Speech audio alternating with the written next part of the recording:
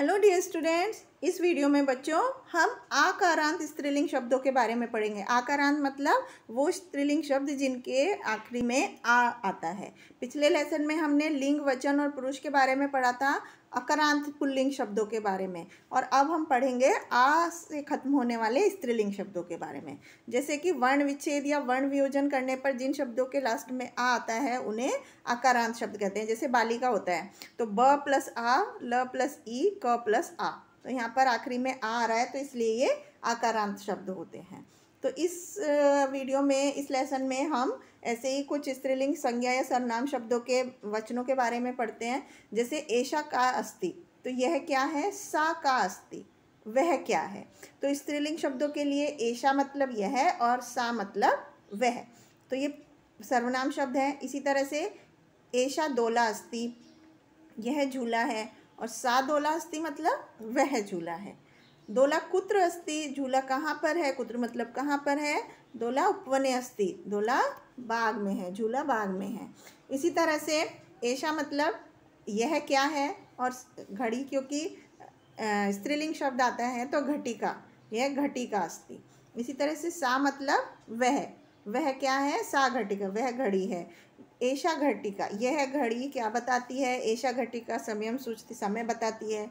घटिका किम सूचती, घटिका समयम सूचती, घड़ी क्या बताती है? समय बताती है। इसी तरह से इयम मतलब यह और असौ मतलब वह, तो यह कौन है? असौ वह कौन है? यह स्त्री है, इयम ललना अस्ति, असौ ललना अस्ति, असौ मतलब वह स्त्री है। तो जिस तरह से हम पास और दूर के लिए यह इंग्लिश में दिस और दैट बोलते हैं, इसी तरह से हम संस्कृत में इयम मतलब यह कौन है और असौ मतलब वह कौन है। इसी तरह से इसके बाद दो चीज़ों के लिए असौ का अस्ति, वह कौन है? असौ वृद्धा महिला अस्ति, वह वृद्ध महिला है, बूढ़ी स्त्री है। इयम का अस्ति, यह कौन है? इयम वृद्धा महिला अस्ति, वृद्धा महिला किम करोति, क्या करती है? नहीं, वृद्धा महिला न रुदती, असौ तू समाचार पत्र में पढ़ती है, नहीं, वृद्ध महिला रोती नहीं है, वो समाचार पत्र पढ़ रही है। यह वृद्ध महिला है, कासिम रुद, क्या वो रोती है? इस तरह से असौ मतलब यह वह के लिए और इयम मतलब यह के लिए प्रयोग किया जाता है। इसी तरह से एते, ये सब, ये दोनों, और ते मतलब वे दोनों। एते चाली के अस्ति, ये दोनों महिला चालक हैं। इसी तरह से ते चाली के अस्ति मतलब वे दोनों महिला चालक हैं। ते केस्त का वे दोनों कौन है? एते केस्त का मतलब ये दोनों कौन है? तो ते मतलब वे दोनों और एते मतलब ये दोनों। इसी तरह से इमे और अमु, इमे मतलब ये दोनों, इमे केस्ता, ये दोनों कौन है?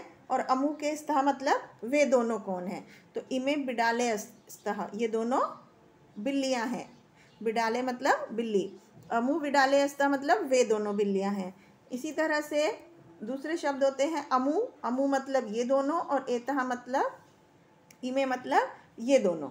तो अमु वे दोनों कौन है? इमे मतलब ये दोनों कौन है? अमु कन्यास्ते, वे दोनों लड़कियां हैं, और इमे ये कन्यास्ते मतलब ये दोनों लड़कियां हैं।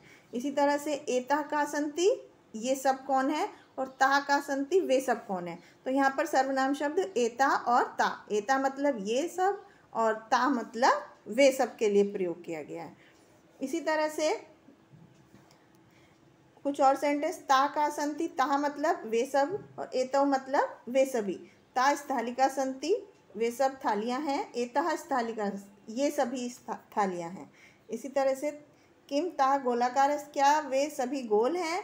किम एता, क्या एतः मतलब ये सभी। इमा मतलब ये सभी, और अमु मतलब वे सभी। इस तरह से कुछ सर्वनाम शब्दों का प्रयोग किया जाता है। अमु का संति, वे क्या हैं? वे सब क्या हैं? इमा का संति मतलब ये सब क्या हैं? अमु पिपीलिका संति, ये सब चींटियाँ, वे सब चींटियाँ हैं। इमा पिपीलिका संति मतलब ये सब चींटियाँ हैं। इस तरह से अमु मतलब वे सब और इमा मतलब ये सब के लिए प्रयोग किया जाता है। अमु और इमा पिपीलिका किम करंती, वे या ये चींटियाँ क्या कर रही हैं? किम ता खादंती, क्या वे खाती हैं?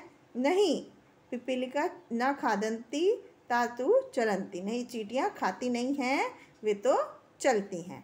तो इस तरह से यहाँ पर संस्कृत के कुछ आकारांत वाले स्त्रीलिंग शब्दों के बारे में हमने सर्वनाम शब्दों के बारे में पढ़ा। आशा है आपको समझ में आया होगा। Thank you.